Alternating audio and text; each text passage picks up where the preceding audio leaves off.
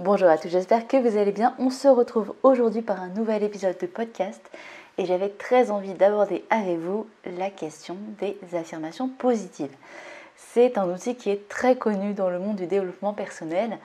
On en entend vraiment parler très souvent et c'est souvent présenté également comme un truc absolument magique, limite c'est un super pouvoir. Et je vous propose qu'on décortique un petit peu tout ça pour savoir si c'est vraiment quelque chose de magique ou si c'est un peu plus du bullshit. Alors, il faut savoir que dans une journée, on a des milliers et même des dizaines de milliers de pensées, conscientes et inconscientes, et que 95% d'entre elles sont les mêmes que la veille. Donc en fait, nos pensées, c'est un peu comme notre ordinateur. On pourrait imaginer qu'il y a une partie des pensées qui sont conscientes, ça va être les fenêtres qui sont sur l'écran. Et en fait, ça vous arrive peut-être d'avoir plein d'onglets ouverts, et en fait, il y en a plein qui sont en arrière-plan, qui sont quand même là. On n'en a pas forcément conscience vu qu'on est concentré sur le travail qu'on est en train de faire, et pourtant ils sont là et ils tournent en arrière-plan. C'est exactement la même chose par rapport à nos pensées. On a des pensées conscientes, celles sur lesquelles on peut influer. Par exemple, il faut que je fasse les courses aujourd'hui, il faut que je fasse, je sais pas, il faut que je fasse la litière de mon chat. Exemple spontané. Voilà, ça peut vraiment être des choses comme ça. C'est des pensées qu'on va choisir et qu'on va sur lesquelles on va se concentrer. Mais il y a également des pensées qui tournent en arrière-plan. Et ces pensées-là, on a moins d'action dessus, vu qu'on est seulement concentré sur les 5%, les 95 restants, en fait, on en a à peine conscience. C'est vraiment le subconscient qui tourne.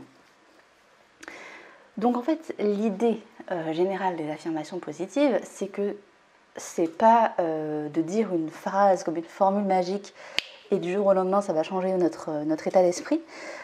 Parce que, en fait, si on dit quelque chose qui est à 1000 lieues de la réalité, le cerveau va dire « Bah non, attends, tu te moques de moi, là je vois bien que ce que tu dis c'est pas cohérent, je vois bien les faits, je vois bien dans quel état tu te sens, et ce que tu me dis, ça va absolument pas ensemble. » Par exemple, pour une personne qui n'a pas confiance en elle, si un matin elle décide de se répéter « j'ai confiance en moi, j'ai confiance en moi, j'ai confiance en moi », mais qu'elle se sent pas bien et que son cerveau, les seuls trucs auxquels il peut se raccrocher, c'est les fois où elle a bafouillé en public, les fois où elle était toute rouge, où elle n'a pas osé parler, les fois en fait où elle n'avait pas confiance en elle.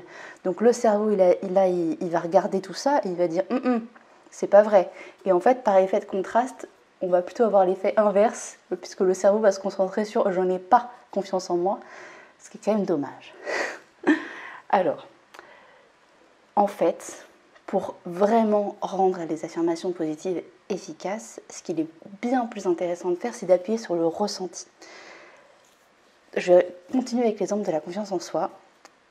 Dans mon cas, le meilleur sentiment que j'ai trouvé d'euphorie, de vraiment où j'avais hyper confiance en moi, c'est la première fois que j'ai fait du vélo sans les roulettes. je vous assure, c'est un souvenir qui me génère un état d'euphorie. Et je pense qu'à ce moment-là, mes pensées, ça a dû être « Waouh, mais je suis trop forte, c'est génial, je suis la meilleure !»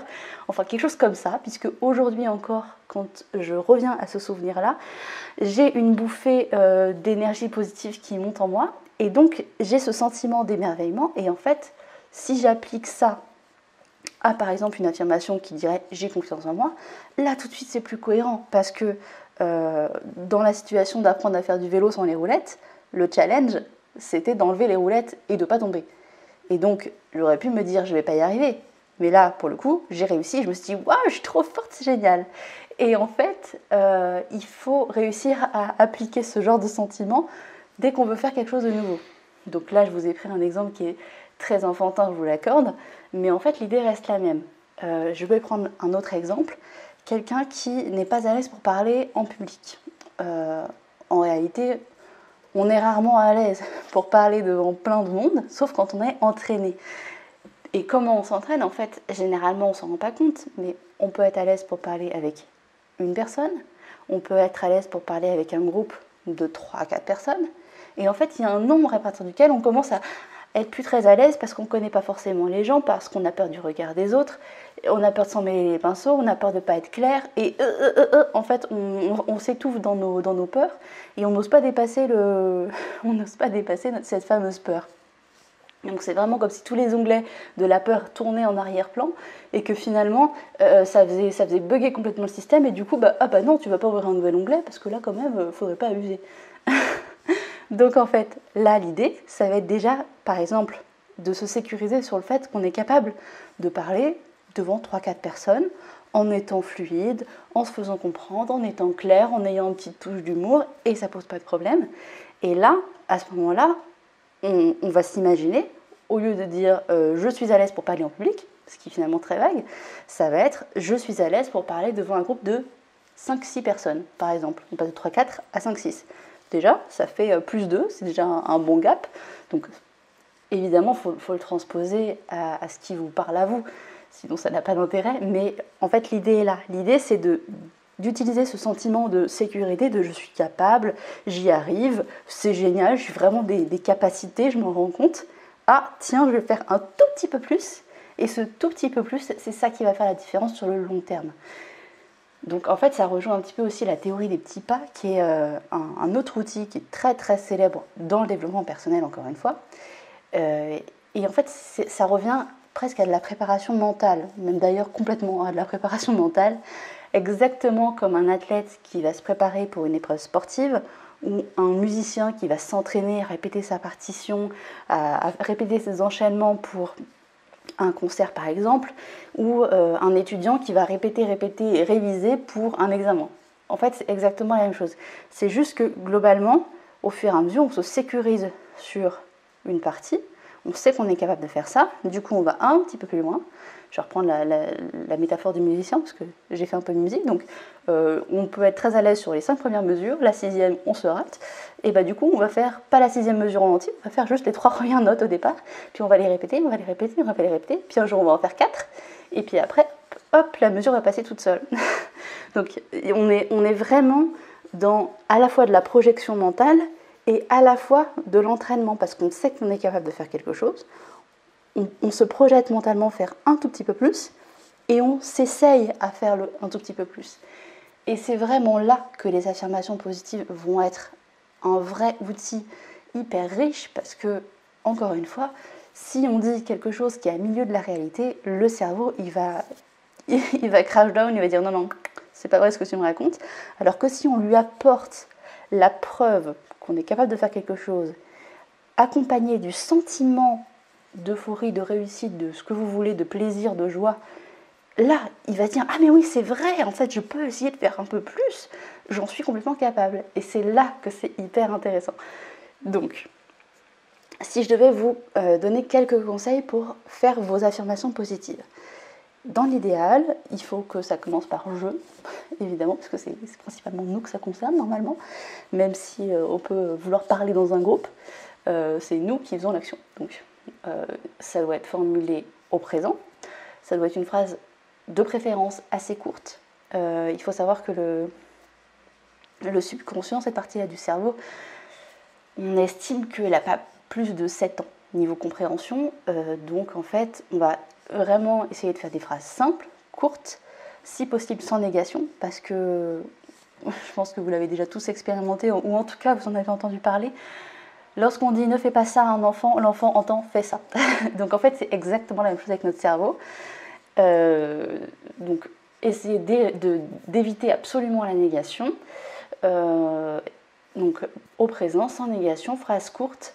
Et vous pouvez également utiliser des superlatifs. Par exemple, je suis totalement, je suis entièrement, je suis vraiment, voilà, je suis trop forte, comme je vous disais pour le vélo par exemple. En fait, ça va venir appuyer le sentiment qu'on cherche à réveiller.